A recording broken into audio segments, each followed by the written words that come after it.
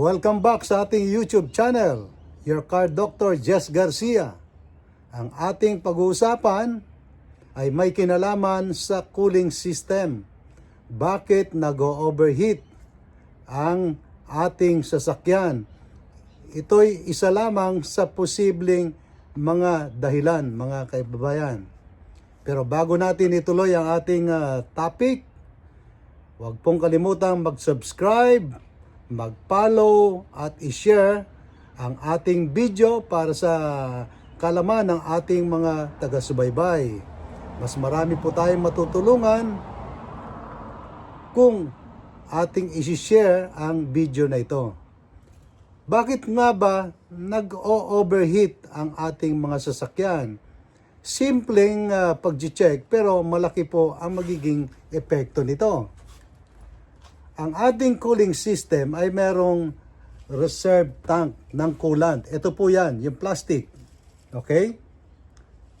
So, basic na basic, kapag ito po ay hindi natin na-check, posibleng sa katagalan ay magkakaroon po ng problema ang ating cooling system.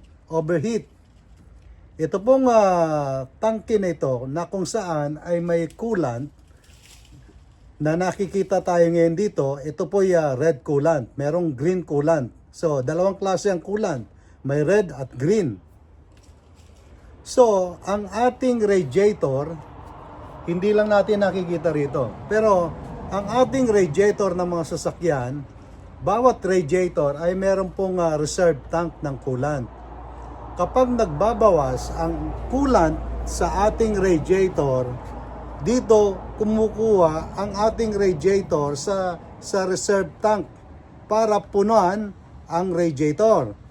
So, importante mga kababayan na i-check po natin itong reserve tank ng coolant. Make sure na palaging nasa level.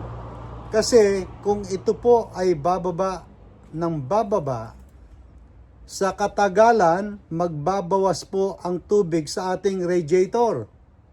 Ano magiging epekto niyan? Yan po ang magiging epekto ay ang overheat. Kasi kapag wala na po siyang nakuha rito para punan ang kakulangan sa radiator, maglilika po yan ng overheat.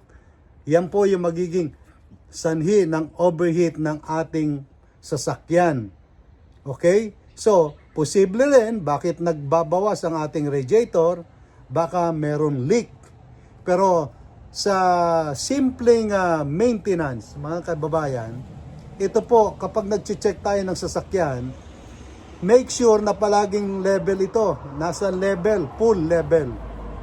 Dahil pag hindi po nag-full level ito, bumaba, may problema po tayo sa ating cooling system. Pwedeng meron pong leak ang radiator, ang radiator hose, ang clamp. Kaya importante po na na-check natin itong coolant reserve tank ng ating mga sasakyan. So, mag-isip kayo kung sakaling nagbawas ito. Ang ibig sabihin, may problema. So, i-check nyo po kung ang radiator nyo ay puno. Kung puno naman at nagbawas to, walang problema. Dapat nyo lang pong i-top up ito. Ibalik sa level. Pero kung ang radiator nyo ay nagbawas, kulang, ito nagbawas din. Ibig sabihin, posible na meron kayong radiator leak. May problema kayo sa mga hose o either yung clamp. Kaya mahalaga po na tuwing nag-check tayo ng ating engine bay, huwag kakalimutang i-check ang reserve tank ng ating coolant. Make sure na nasa level palagi. Especially po kung kayo ay bibiyahe sa malalayong mga lugar. I-check nyo po ito. Importante po yan para hindi kayo abutan ng overheat sa inyong mga biyahe. Lalong-lalo na kung kayo po ay mag-long drive. So, at least sana po ay nakatulong sa inyo ang konting kaalaman lamang kung ano ang trabaho nitong coolant reserve tank ng inyong mga sasakyan. Mahalaga, simple pero mahalaga.